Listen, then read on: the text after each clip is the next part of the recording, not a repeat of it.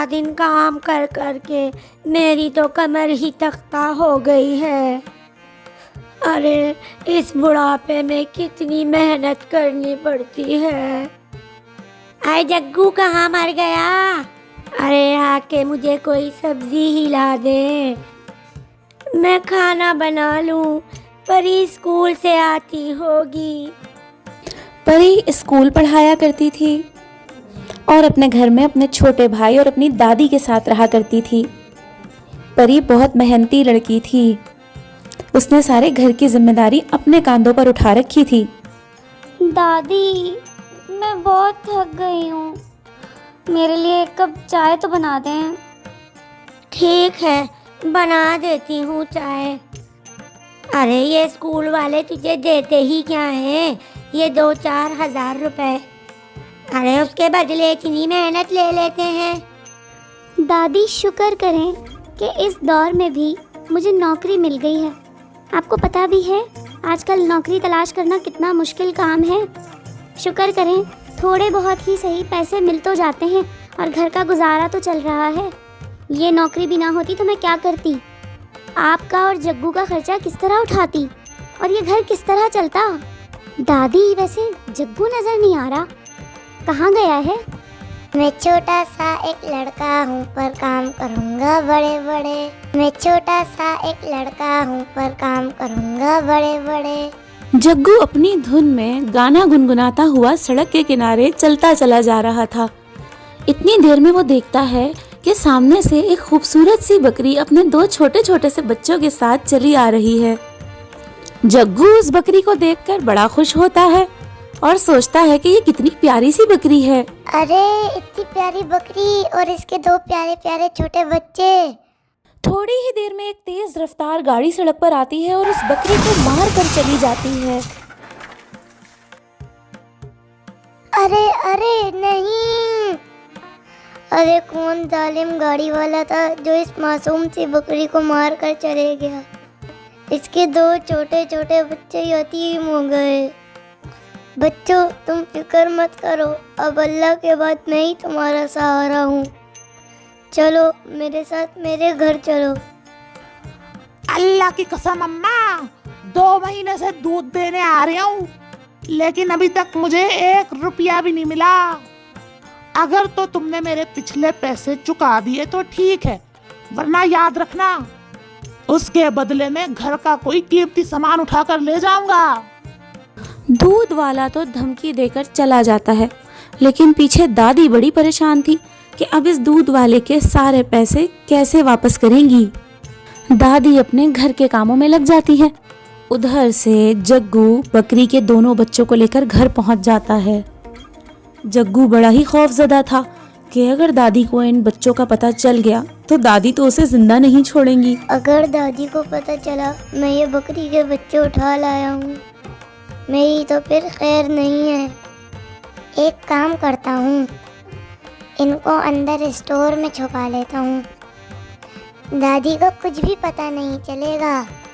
جگو لے جا کر بکری کے دونوں بچوں کو اسٹور میں چھپا دیتا ہے اور خود دوستوں کے ساتھ کھیلنے چلا جاتا ہے۔ آج دیکھوں تو صحیح یہ کھٹر پٹر کہاں پہ ہو رہی ہے اور یہ کیسی آوازیں آ رہی ہیں؟ اسٹور میں کہیں بلی تو نہیں گھس گئی؟ دادی کو پکا پکا شک ہو جاتا ہے کہ گھر میں ان کے علاوہ کوئی اور بھی موجود ہے۔ یہی سوچ کر وہ اسٹور کی طرف جاتی ہیں۔ دادی جیسے ہی اسٹور میں داخل ہوتی ہیں، بکری کے دونوں بچوں کو دیکھ کر وہ حیران رہ جاتی ہیں اور گھر میں تو جیسے ایک طوفان مچ جاتا ہے۔ ہائے میرے خدایا، یہ بکری کے بچے! ارے غضب ہو گیا! پری، جگو، جلدی آؤ! اے کون لایا ہے یہ بکری کے بچے گھر میں؟ سیدھی شرافت سے بتا دو مجھے۔ دادی آپ کو کیا لگتا ہے یہ بکری کے بچے میں لے کر آئی ہوں؟ یہ یقیناً اس جگو کی کارستانی ہے، بتاؤ نا جگو۔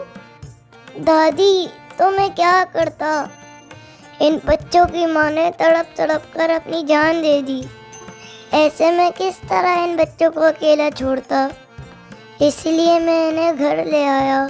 अच्छा जग्गू, तो ये तेरी शरारत है।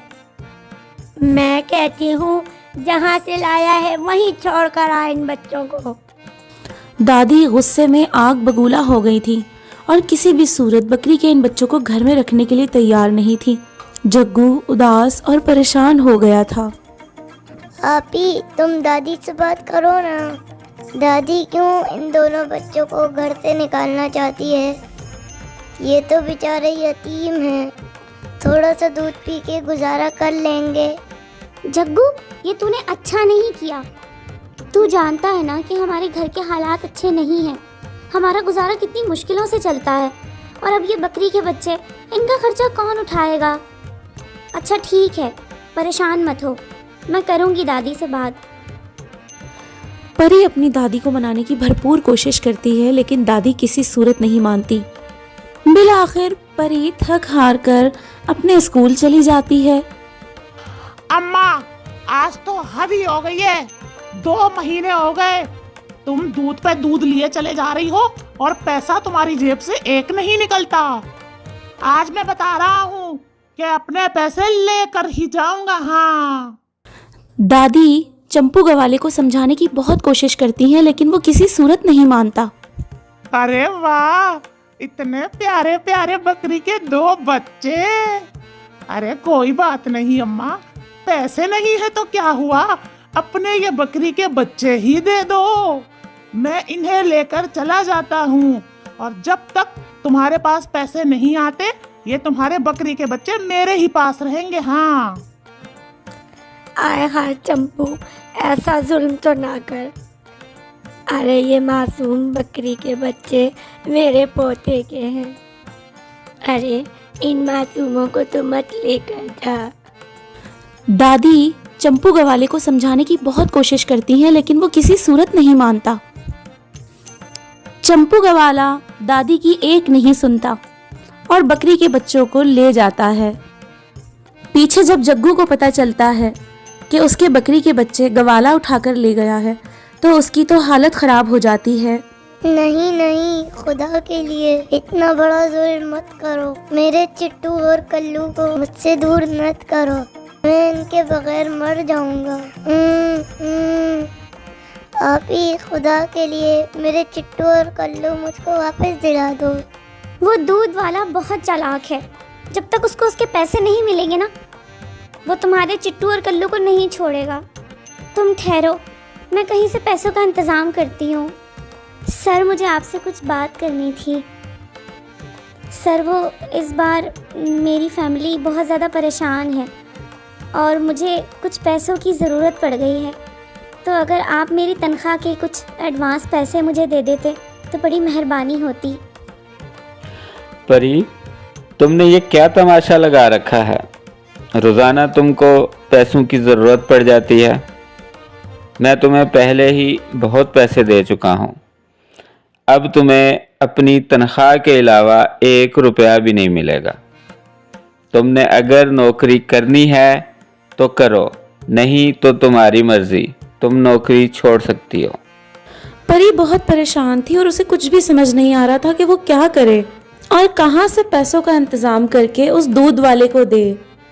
इतने में स्कूल का चपड़ासी आता है और परी से कहता है, मैडम जी जल्दी चलिए, क्लास में एक बच्चा गिर के बेहोश हो गया है। उफ मेरे खुदाया, इस बच्चे को क्या हो गया है? इतना प्यारा मासूम सा बच्चा अचानक कैसे बेहोश हो गया? खैर, आप उठाएं इसको और लेकर चलें इसको मेरे साथ इसके घर पे। अल्लाह की कसम मैडम जी, अगर आज आप ना होती पता नहीं हम गरीबों का क्या होता। अरे ये मेरा बच्चा स्कूल में बेहोश होकर गिर गया और आप इसको घर तक लेकर आई, आपकी बड़ी मेहरबानी।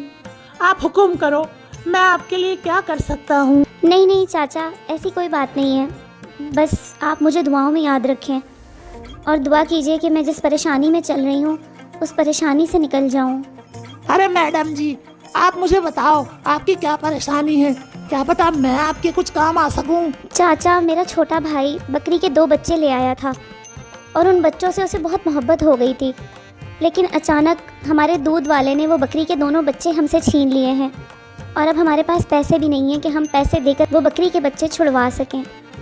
बस आप दुआ करें कि कहीं से मुझे इतने पैसे मिल जाएं कि मैं वो बकरी के बच्चे छुड़वा लूँ। मेरा छोटा भाई बहुत उदास और परेशान है। मैडम जी, अल्लाह की कसम, आप चलो मेरे साथ। आपके ये बकरी के बच्चे मुझ गुनाहगार ने ही आपसे लिए थे।